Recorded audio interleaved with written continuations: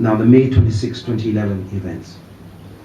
I have heard various testimonies from protesters, NGO representatives, as well as the representatives from the Ministry of Internal Affairs regarding the events of May 26, 2011. There are stark differences in the narratives of what actually happened on this night, which is of particular significance in the respect of freedom of assembly. And I think this is a problem. A new, independent and transparent investigation must be undertaken with the participation of all stakeholders, which include opposition leaders, civil society representatives, the government, and representatives from the international community, to ensure that all views and perspectives are taken into account and that there is accountability for the clear excessive use of force that occurred that night. In the absence of that, the perception of impunity and dissatisfaction towards the government will prevail. I think it is in the interests of the government to lay to rest the issues of May 26th, especially as this country comes to elections this year and next year. And that can be done in a collaborative, civil manner with all the stakeholders. A senior government official indicated that the events of May 26 last year constituted, and this is his quote, the greatest threat to the life of our nation.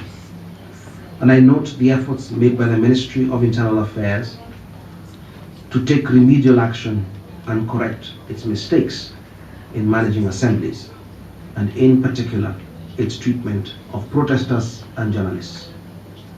However, all elements, including the government, suggest that the reaction of the government was clearly disproportional. In fact, there are credible allegations that there were beatings after the protest was dispersed, and that some protesters were chased by the police and beaten up thoroughly.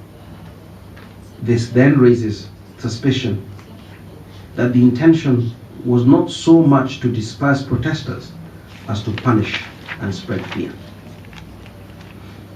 Another issue linked to that of great concern is the deliberate use of administrative detentions and sentences of up to 90 days without adequate procedural safeguards. We look at this in view especially of some drafts that I've seen that seek to extend the period of police custody from 12 hours to 24 hours in the Code of Administrative Offences. I am alarmed by the frequency with which government consistently resorts to this form of detention, especially when dealing with protesters. These are petty offences, and authorities could give suspects bond to appear rather than holding them in conditions that amount to ill treatment and degrading treatment. I am dismayed by the allegations pointing to a serious lack of judicial guarantees and on the sole reliance of police testimonies for sentencing. I am alarmed, especially after talking with judicial authorities, that there's no apparent presumption of innocence when they deal with these cases with significant weight put on the testimony from the police.